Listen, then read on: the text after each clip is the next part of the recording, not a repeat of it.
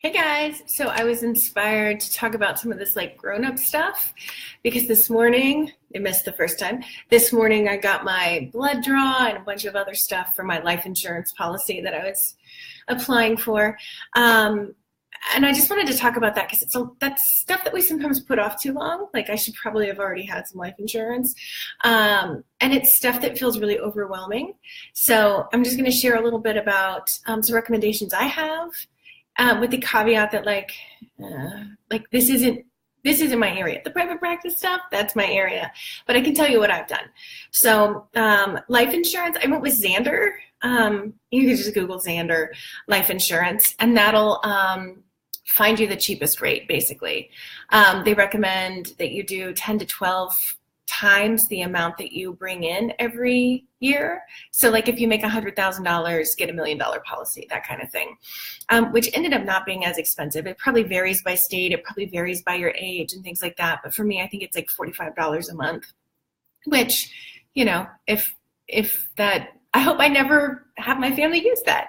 It might just be money I'm throwing away, but at least we've got the peace of mind. I also wanted to talk some about health insurance, depending on your state, depending on a million different things. If you don't have a partner that can supply health insurance through their job, which I don't, we pay out of pocket for ours.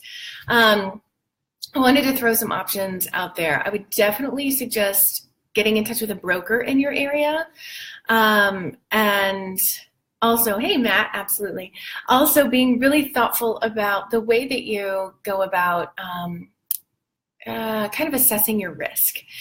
If you have no pre-existing conditions in your family, things like that, you might want to consider some of the like ACA exempt plans.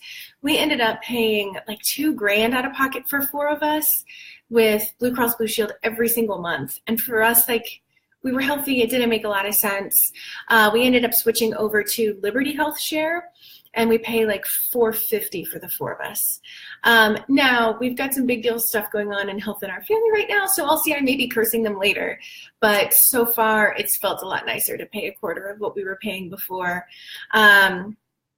So we don't have dental insurance in my family. We just pay out of pocket for our checkups every 6 months. And when I have to get this crown, I'll probably be regretting that decision. But we don't have dental insurance. We also don't have short-term disability. I'd read too many things where people were calling it a racket. And I was like, well, I mean, I would rather fund it through our own savings, which I know not everybody's in a place where they have enough savings to last them. But that's where we are. So we're kind of just letting go of the short-term disability. And then retirement. This is one of those things, another thing that we keep putting off. And one of my financial people, my former banker, Camille, always like gives these examples of people my age, like approaching 40, who have no retirement or have a 401k from several years ago. And I'm like, ding, ding, you're talking about me. But finding ways to invest it that feel aligned with you. Like if you're a high risk, high reward person, awesome. Find somebody who's great with that. I'm not here to tell you where to invest your money because I'm not qualified to tell you that. But I would tell you to find somebody who seems qualified. And I would do a lot of word of mouth with people who seem like their investment portfolio, I guess is what it's called, that feels so fancy, is robust and healthy. What I can suggest is that you go to moneynutsandbolts.com. Lindsay Bonham is there, and she helps therapists just get the things that a lot of us find boring or overwhelming. Like she makes simple and less boring. So she will help you decide how much to be saving or investing out of what you're making every month. So I don't know. Oh, thank you, Shakita. I love compliments on my glasses. They were a risk. They scared me, but I bought them anyway. So I think it's a really good idea to make sure you're at least putting some money in savings while you're deciding what to do for retirement, if you're just not in a place where you're ready to hire an investor person to guide you. So she's at moneynutsandbolts.com. And if you're in the Abundance Party already, there's an awesome training in the training section that Lindsay did, including some spreadsheets that I actually like better than QuickBooks, made specifically for therapists, because she's a therapist too.